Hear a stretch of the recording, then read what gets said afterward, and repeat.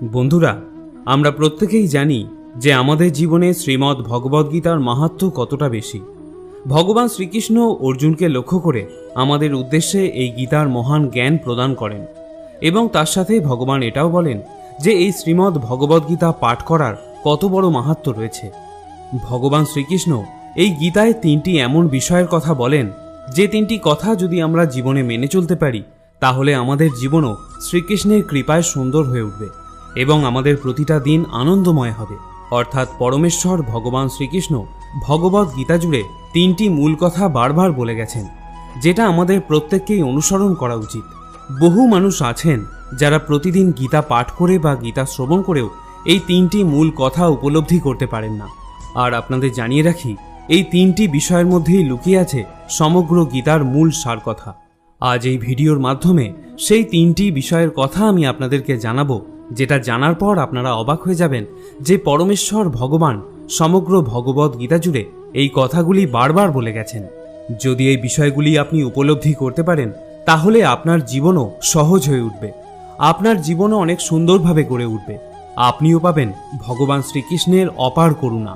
এই 3টি কথা মেনে চললে আপনাদের জীবনে যত সমস্যা আছে সব দূর হয়ে যাবে এবং খারাপ সময় দূর হয়ে গিয়ে মনের মধ্যে এক অপার শান্তি অনুভব করতে পারবেন।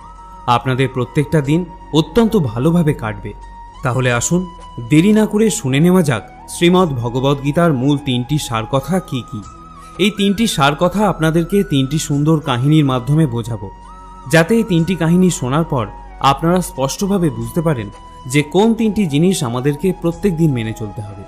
যদি ভিডিওটি শেষ পর্যন্ত দেখে আপনার ভালো লাগে তাহলে অবশ্যই একটি লাইক করবেন এবং কমেন্ট সেকশনে জয় শ্রীকৃষ্ণ লিখতে ভুলবেন না। প্রথম গল্প। একবার নারদমুনি প্রভু নারায়ণের আদেশে পৃথিবীতে আসেন কিছু কাজের জন্য।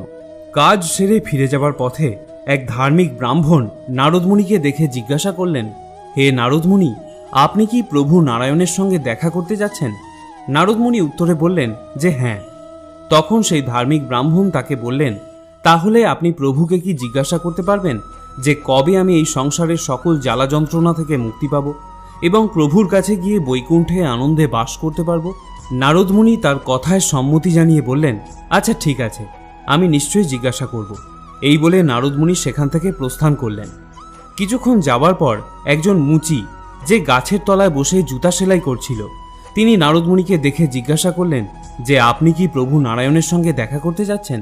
নারদমুনি পুনরায় সম্মতি জানিয়ে বললেন যে হ্যাঁ, তিনি প্রভু নারায়ণের সঙ্গেই দেখা করতে যাচ্ছেন।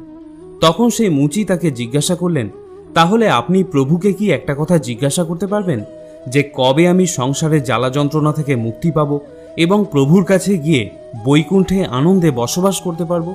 তখন নারদমুনি তাকে বললেন, আচ্ছা ঠিক আছে, আমি প্রভুকে নিশ্চয়ই জিজ্ঞাসা করব। এই বলে নারদমুনি সেখান থেকে প্রস্থান করলেন এবং বৈকুণ্ঠে এসে প্রভু নারায়ণের সঙ্গে দেখা করলেন। কথা মতো তিনি নারায়ণের কাছে গিয়ে সেই দুই ব্যক্তির অর্থাৎ ব্রাহ্মণ এবং মুচির মুক্তির ব্যাপারে জিজ্ঞাসা করলেন। দুজন ব্যক্তির কথা শোনার পর উত্তরে নারায়ণ বললেন, মুচি তার মৃত্যুর পর আমার কাছে এসে আনন্দে থাকবে। নারদমুনি তখন নারায়ণকে জিজ্ঞাসা করলেন, কিন্তু ধার্মিক ব্রাহ্মণের কি হবে? উত্তরে নারায়ণ বললেন, ব্রাহ্মণকে আরও অনেক জন্মগ্রহণ করতে হবে এবং সংসারে জ্বালা যন্ত্রণা ভোগ করতে হবে। সে কত জন্মে মুক্তি পাবে সেই ব্যাপারেও এখনো কিছু বলা যাচ্ছে না। প্রভু নারায়ণের এই কথা শুনে নারদমুনি অত্যন্ত আশ্চর্য হয়ে গেলেন এবং জিজ্ঞাসা করলেন, এরকমটা কেন প্রভু? আমি তো কিছুই বুঝতে পারছি না। তখন প্রভু নারায়ণ তাকে বললেন, তোমার এই প্রশ্নের উত্তর তুমি নিজেই পাবে, শুধু তোমাকে একটা কাজ করতে হবে।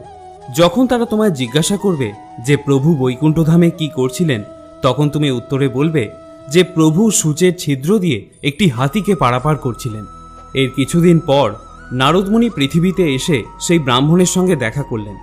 তখন ব্রাহ্মণ তাকে জিজ্ঞাসা করলেন, তুমি তো প্রভুর সাথে দেখা করলে, প্রভু বৈকুণ্ঠধামে কি করছিলেন? উত্তরে নারদমুনি বললেন, প্রভু সূচের ক্ষুদ্র ছিদ্র দিয়ে একটি হাতিকে পার করছিলেন। এই কথা শুনে ব্রাহ্মণ অবিশ্বাসের সুরে বললেন, আমি এসব আজে বাজে কথা বিশ্বাস করি না। তখন নারদমুনি সঙ্গে সঙ্গেই বুঝতে পারলেন যে এই ব্যক্তির ভগবানের ওপর সত্যিকারের আস্থা বা বিশ্বাস কোনোটাই নেই, এর জ্ঞান হলো পুঁথিগত। তারপর নারদমুনি সেখান থেকে চলে গেলেন এবং মুচির সাথে দেখা করলেন। মুচি নারদমুনিকে দেখে জিজ্ঞাসা করল, তুমি তো প্রভুর সাথে দেখা করতে গেছিলে, প্রভু তখন বৈকুণ্ঠধামে কি করছিলেন? উত্তরে নারদমুনি বললেন, প্রভু একটা সূঁচের ছিদ্র দিয়ে একটি হাতিকে পারাপার করছিলেন। নারদমুনির এই কথা শুনে মুচির চোখে জল চলে এলো। সে বলল, আমার প্রভু সত্যিই অদ্ভুত, তার মহিমা বোঝা অত্যন্ত কঠিন, তিনি সবকিছুই করতে পারেন। নারদ তখন মুচিকে জিজ্ঞাসা করলেন, তুমি কি সত্যিই বিশ্বাস করো যে প্রভু একটা সূঁচের ছিদ্র দিয়ে একটি হাতিকে পারাপার করতে পারেন? উত্তরে মুচি বলল, কেন বিশ্বাস করব না, অবশ্যই আমি একথা বিশ্বাস করি।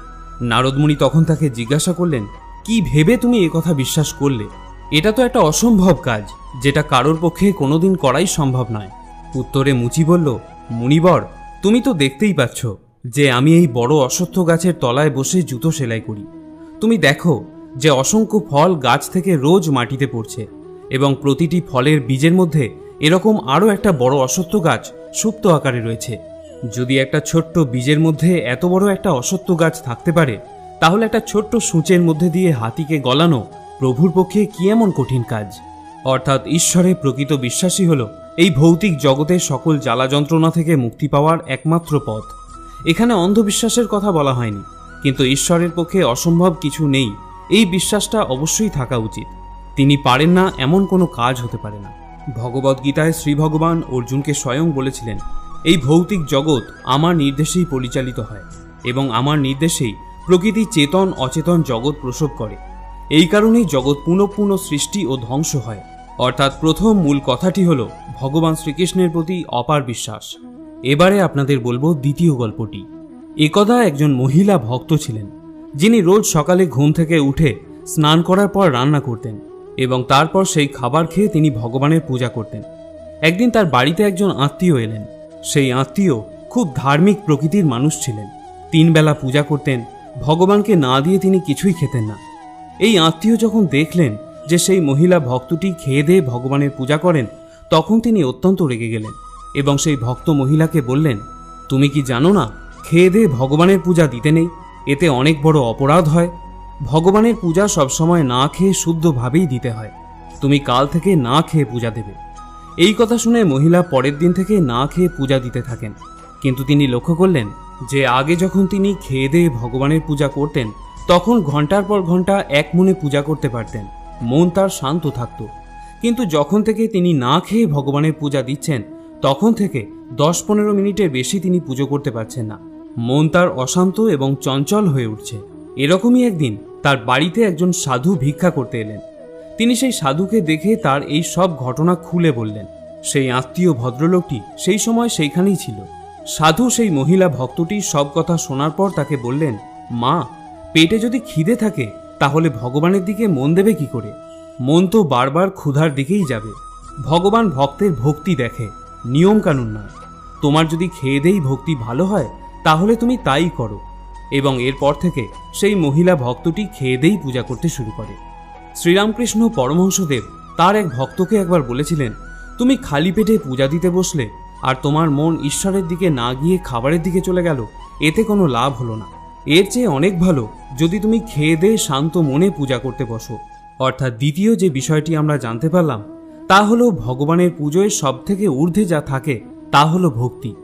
ভগবান শ্রীকৃষ্ণ শ্রীমদ্ ভগবদ্ গীতাতেও এটাই বলেছেন। তিনি বলেছেন, তুমি পূর্ণ ভক্তির সাথে সবকিছু আমাকে সমর্পণ করে দাও, তবেই তুমি ভগবত ধামে যেতে পারবে এবং অন্তে পরম পদ প্রাপ্ত হবে। পরমেশ্বরের প্রতি থাকতে হবে অচলা ভক্তি। এই ভক্তির দ্বারাই জীবনে সব খুশি লাভ করা সম্ভব, কারণ ভগবান ভক্তের এই ভক্তি দ্বারাই প্রসন্ন হয়ে ভক্তের ওপরে কৃপা করে থাকেন। বন্ধুরা, এবারে আমরা জেনে নেব তৃতীয় গল্পটি। এক কৃষ্ণভক্ত উত্তরপ্রদেশের কানপুরের আখেরি গ্রামে এক সাত্ত্বিক ব্রাহ্মণ পরিবারে জন্মগ্রহণ করেন। জন্মের সময় তার পিতার দেওয়া নাম ছিল অনিরুদ্ধ কুমার পাণ্ডে। তার ঠাকুরদাদা একজন সন্ন্যাসী ছিলেন এবং তাদের পরিবারের পরিবেশটি অত্যন্ত ভক্তিমূলক ও শুদ্ধ ছিল। তার বাবার নাম ছিল শ্রী নরেন্দ্র পাণ্ডে, যিনি পরে সন্ন্যাস গ্রহণ করেছিলেন। তার মা প্রতিদিন সাধু সেবা করতেন এবং অন্যান্য আধ্যাত্মিক কাজে ব্যস্ত থাকতেন। তার বড় ভাই পরিবারের সবাইকে প্রতিদিন শ্রীমদ্ ভগবদ্গীতা পাঠ করে শুনিয়ে পরিবারের আধ্যাত্মিকতা আরও বাড়িয়ে তোলেন। অনিরুদ্ধ ছোট থেকেই ঈশ্বরের জপ ধ্যান করত। সে যখন একটু বড় হলো, তখন তার হঠাৎ করে একদিন উপলব্ধি হয় যে তার পিতামাতা এবং সব কাছের মানুষই তাকে একদিন ছেড়ে চলে যাবে। অর্থাৎ এই পৃথিবীতে সবকিছুই হলো অনিত্য, কোনো কিছুই সারা জীবনের জন্য তার সাথে থাকবে না এবং কোনো কিছুই তাকে সবসময়ের জন্য আনন্দ দিতে পারবে না, একমাত্র ঈশ্বরের ভালোবাসা এবং ভক্তি ছাড়া। এই জগতে ঈশ্বরই একমাত্র যে তার সাথে সবসময় থাকবে, অর্থাৎ ঈশ্বরই একমাত্র যা তাকে চিরশান্তি ও আনন্দ দিতে পারে, এবং এই ভালোবাসায় দুঃখ পাওয়ারও কোনো সম্ভাবনা নেই। এইসব উপলব্ধি যখন তার মধ্যে আসে তখন তার বয়স মাত্র 13 বছর, এবং সেই বয়সেই তিনি সিদ্ধান্ত নেন যে তিনি গৃহত্যাগ করে সন্ন্যাসী হবেন। তিনি এই সিদ্ধান্তের কথা তার মাকে জানালেন এবং তারপর তিনি ঈশ্বর সাধনায় বেরিয়ে পড়লেন। কিন্তু বেরিয়ে পড়ার পর তার জীবনে কষ্ট কিন্তু কম ছিল না। বৃন্দাবনের গলিতে গলিতে তিনি প্রতিদিন ভিক্ষা করে বেড়াতেন। কেউ খাবার দিলে তিনি খেতেন, নয়তো বেশিরভাগ সময় তিনি ক্ষুধার্তই থাকতেন। তবে যখন মাঝে মাঝে তিনি কোনো খাবার পেতেন না, তখন একজন কৃষ্ণভক্ত মহিলা ছিলেন যিনি দিনের শেষে তাকে অন্তত 2টো রুটি খাওয়াতেন। শীতের দিনগুলোতে তার গায়ে কোনো বস্ত্র থাকত না, চটের বস্তা সেলাই করেই তিনি নিজের গায়ে জড়িয়ে নিতেন। সারাদিন শুধু একটাই তার কাজ ছিল, কৃষ্ণ নাম জপ করা। প্রথমে তিনি গঙ্গার ধারে থাকতে শুরু করলেন, সেখানে তিনি শিবের নাম জপ করতেন। তারপর শিবের প্রেরণা পেয়ে তিনি আসেন বৃন্দাবনে, এবং বৃন্দাবনে তিনি রাধারানীর সেবায় নিজেকে নিয়োজিত করেন। পরে যখন ধীরে ধীরে ওনার সাধন বলের কারণে নাম প্রচার হতে শুরু করলো, তখন হাজার হাজার মানুষ তাকে দর্শন করতে আসে।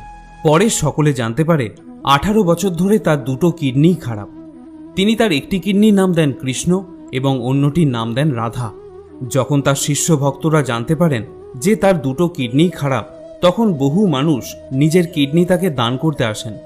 কিন্তু এই কৃষ্ণভক্ত কারো কিডনি নিতে রাজি হননি।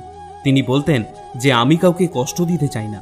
তিনি আরও বলতেন যে শ্রীকৃষ্ণ চাইছেন বলেই তিনি 2টো কিডনি ছাড়াই 18 বছর ধরে বেঁচে আছেন, কারণ ডাক্তার তাকে অনেক আগেই বলে দিয়েছিলেন যে খুব বেশি দিন তিনি আর বাঁচবেন না। এটা আমাদের মূর্খতা যে আমরা ভাবি যে এটা না হলে ওটা হবে না, বা সব কিছু আমরা যুক্তিতর্ক বা ব্যাখ্যার মাধ্যমে বোঝার চেষ্টা করি, বা বিজ্ঞানের বাইরে গিয়ে ভাবতে পারি না। কিন্তু ভগবান এই সব কিছুর থেকে ঊর্ধ্বে। তিনি চাইলে এই জগতে সব কিছুই সম্ভব হতে পারে, যা কখনো যুক্তিতর্কের দ্বারা বলা বা বোঝানো সম্ভব নয়। তিনি আরও বলেন, ভগবান চাইছেন বলেই আমার 2টো কিডনি ছাড়া আমি এতদিন বেঁচে আছি। আবার তিনি যেদিন চাইবেন না, সেদিন তিনি এই দেহ থেকে প্রাণ নিয়ে নেবেন। সব কিছুই রয়েছে তার হাতে, আর তার উপরে সব কিছু ছেড়ে দিয়ে আমি বসে আছি। তোমরা হয়তো ভাবছো যে 2টো কিডনি ছাড়া কিভাবে একজন মানুষ বেঁচে থাকতে পারে, কিন্তু সেটা তোমরা তোমাদের বুদ্ধি দ্বারা ভাবছো। কিন্তু তোমরা কি কখনো এটা ভেবে দেখেছো যে ঈশ্বর যদি চান তাহলে কোনো কিছুই তার পক্ষে করা অসম্ভব নয়। পরমেশ্বরের কৃপাতেই আমি বেঁচে আছি, আর তার কৃপাতেই এই জগৎও চলছে।